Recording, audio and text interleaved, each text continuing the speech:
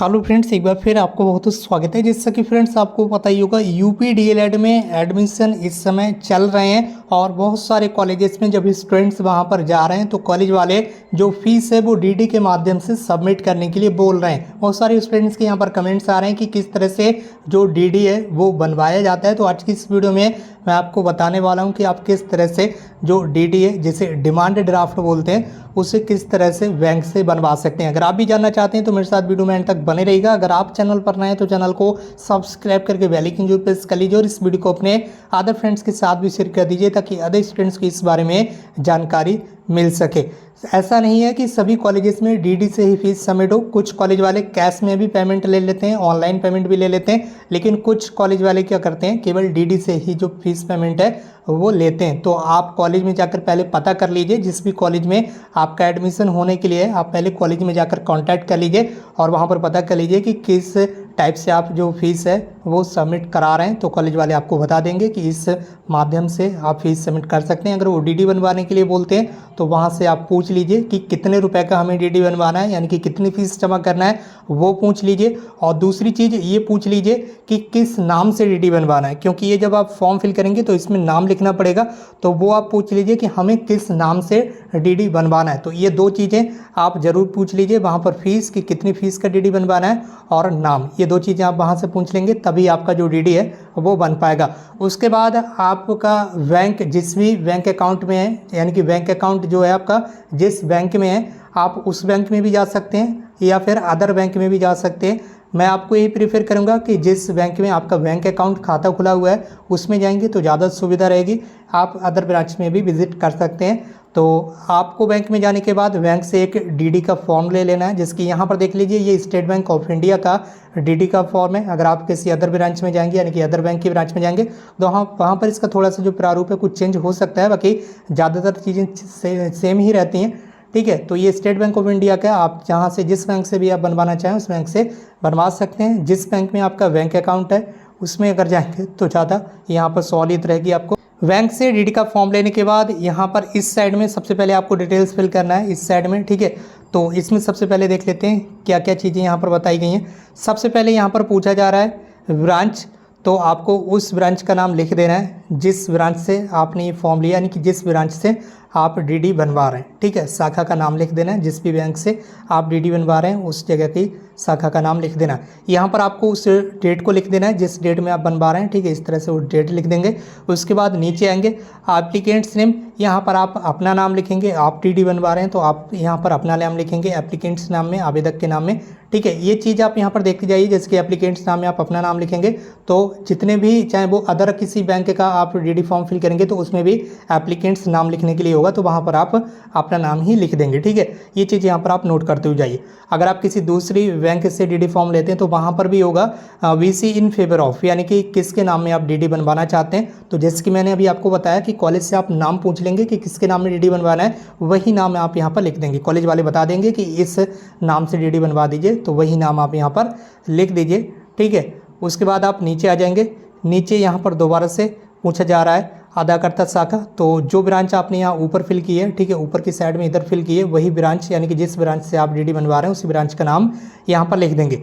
अब दूसरी चीज़ मैंने आपको बताई थी कि आप कॉलेज से फ़ीस पूछ लेंगे कि कितनी फ़ीस, कितने पैसों का डीडी बनवाना है। तो वो जब आपने पूछ लिया होगा कॉलेज से तो उतने पैसे आप यहाँ शब्दों में लिख देंगे, जैसे कि यहाँ पर ये शब्दों में लिखे हुए हैं, इसी तरह से शब्दों में लिख देंगे और यहाँ पर अंकों में लिख देंगे। ठीक है, जहाँ पर ये बॉक्स बने हुए हैं ना, अमाउंट के आगे यहाँ अंकों में लिख देंगे, यहाँ पर 00 लिख देंगे इस तरह से पैसे में।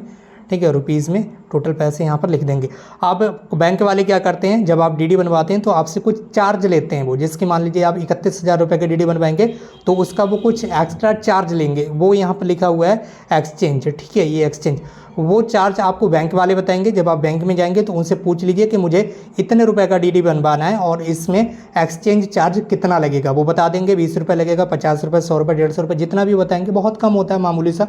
ठीक है, वो बता देंगे तो वो पैसा आप यहाँ पर लिख देंगे। जितना भी बताया, मान लीजिए उन्होंने 50 बताया तो 50 आप यहाँ पर इस तरह से लिख देंगे। ये टोटल दोनों जितना हुआ उस टोटल को आप यहाँ पर जोड़कर लिख देंगे, जैसे कि 50,500 या 31,500 या 31,250, इस तरह से टोटल जो हुआ उस तरह से टोटल आप यहाँ पर लिख देंगे। उसके बाद आप आगे की साइड में आएंगे। ठीक है, तो आगे की साइड में यहाँ पर आपको आ जाना है और यहाँ पर एक चीज़ ध्यान रखना है, ये जो एक्सचेंज चार्ज आप यहाँ पर लिखेंगे, इसे आप यहाँ शब्दों में नहीं लिखेंगे, शब्दों में जोड़कर नहीं लिखेंगे। यहाँ पर केवल आप शब्दों में केवल वही पैसा लिखना है जितने रुपए का आपका डीडी बनेगा। जो कॉलेज वालों ने फीस बताई है, शब्दों में केवल आपको वही पैसा लिखना है, एक्सचेंज चार्ज को इसमें इंक्लूड नहीं करना है। उसके बाद इस साइड में आ जाएंगे। अब ये पूरा फॉर्म आपको फिल करना है इस साइड का। तो इसमें भी सेम टू सेम वही सारी चीज़ें हैं, ज़्यादा कुछ चेंजेस है नहीं। सबसे पहले तो ब्रांच का नेम लिख देंगे, जिसकी उधर ब्रांच का नाम लिखा है, जिस ब्रांच से आप बनवा रहे हैं। उसके बाद यहाँ डेट डाल देंगे। उसके बाद यहाँ पर ड्राफ्ट पर टिक लगा देंगे, ये ड्राफ्ट का है, ठीक है, ड्राफ्ट का ऑप्शन आपको मिल रहा है तो यहाँ आप ड्राफ्ट पर टिक लगा देंगे, ठीक है। ये ड्राफ्ट का ऑप्शन है, इंग्लिश में इधर है, हिंदी में इधर है, ड्राफ्ट पर टिक लगा देंगे। उसके बाद ठीक है कि यहाँ क्या बताया जा रहा है, पाने वाले का नाम लिखें, यानी कि कॉलेज वालों ने जो आपको नाम बताया है कि इस नाम में आप डीडी बनवा कर लाइए इस नाम से, तो वही नाम जो कॉलेज से बताया गया आपको वो नाम आप यहाँ पर लिख देंगे, जिसके पाने वाले का नाम लिखा हुआ है, ठीक है। तो इसमें इन फेवर ऑफ यहाँ पर ये लिखा हुआ देख रहे हैं, इन फेवर ऑफ, ये देख लीजिए, ये यहाँ पर है इन फेवर ऑफ। तो इन फेवर ऑफ में वही नाम लिखेंगे जो कॉलेज से आपको बताया गया है कि इस नाम से डीडी बनवा कर लाइए, तो वो नाम आप यहाँ पर लिख देंगे। उसके बाद शब्दों में यहाँ पर पैसे लिख देंगे, जिसकी उस वाले पेज पर इस साइड में आपने लिखे शब्दों में पैसे, वही पैसे आप यहाँ पर लिखेंगे। जो कॉलेज से फीस बताई गई है वही फीस यहाँ पर आपको शब्दों में लिख देना है। उसके बाद यहाँ पर ब्रांच का नाम लिख देना है, जिस ब्रांच से आप डीडी बनवा रहे हैं, ठीक है, उसी बैंक शाखा का नाम यहाँ पर आप लिख देंगे। उसके बाद यहाँ पर बताया गया है और क्या क्या चीज़ें यहाँ पर पूछी गई हैं। यहाँ पर पैन नंबर का ऑप्शन है, तो आप पैन नंबर लिख सकते हैं। वैसे ये पैन नंबर 50,000 रुपये की धनराशि पर मांगा जाता है, 50,000 या उससे अधिक का अगर आप डीडी बनवाएंगे तब पैन नंबर देना कंपलसरी होता है, अन्यथा ये कंपलसरी नहीं है। आपके केस में या तो 31,000 का डीडी बनेगा, लगभग इतने रुपए का ही बनेगा प्राइवेट कॉलेज में। गवर्नमेंट कॉलेज में तो वही बहुत ही कम रुपए का मांगते हैं अगर डीडी मांगेंगे तब, वरना ज़्यादातर कॉलेजेस में तो कैश पेमेंट ले लेते हैं, ऑनलाइन पेमेंट भी ले लेते हैं। अब ये चीज़ जिन स्टूडेंट्स को डीडी बनवा रहे हैं, यानी कि जिन कॉलेजेस में डीडी मांग रहे हैं, उनके लिए इस वीडियो को बना दिया गया, क्योंकि बहुत सारे स्टूडेंट्स के कमेंट्स आ रहे थे। फिलहाल आगे आप देखेंगे तो पैन नंबर कंपलसरी नहीं होगा आपके लिए, कोई प्रॉब्लम नहीं होने वाली है। और इस साइड में आप यहाँ पर डेट वगैरह लिख देंगे, इस साइड में ये डेट वगैरह फिल करने के लिए। और इधर दोबारा से वही चीज़ आपको फिल करना है, अमाउंट, जो पैसा कॉलेज वालों ने बताया वो पैसा आप यहाँ पर लिखेंगे। और जो एक्सचेंज रेट जो बैंक वालों आपको बताएंगे कि इतने रुपए का एक्सचेंज रेट है, तो वो आप यहाँ पर लिख देंगे, जितना भी पैसा बताएंगे, और इन दोनों को जोड़कर टोटल में आप यहाँ पर लिख देंगे, ठीक है। उसके बाद नीचे आएंगे तो नीचे यहाँ पर देख लीजिए क्या क्या बताया जा रहा है। यहाँ पर आप अपना मोबाइल नंबर डाल दीजिए। उसके बाद आवेदक का नाम, आप अपना नाम यहाँ पर डालेंगे, ठीक है। यहाँ पर आप अपना एड्रेस लिख देंगे, जो भी आपका एड्रेस रहेगा।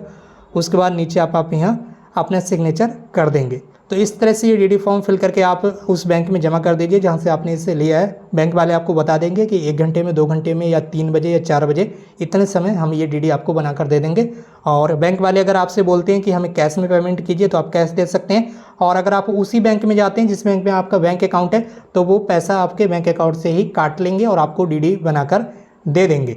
इसके अलावा वो आपसे चेक में भी पेमेंट ले सकते हैं। आप उन्हें चेक देना चाहें बैंक वालों को तो चेक दे सकते हैं, उससे भी आपका डीडी बनाकर वो दे सकते हैं। ये सारी चीज़ें आप पहले ही बैंक में जाकर कंफर्म कर लेंगे। बाकी इस वीडियो को शेयर जरूर कीजिए अपने फ्रेंड्स के साथ। अगर आप चैनल पर रहें तो चैनल को सब्सक्राइब करके बेल आइकन जरूर प्रेस कर लीजिए। तो दोस्तों आज की इस वीडियो में बस इतना ही, मिलते हैं एक नई वीडियो में एक नई इन्फॉर्मेशन के साथ। Thank you so much for watching this video.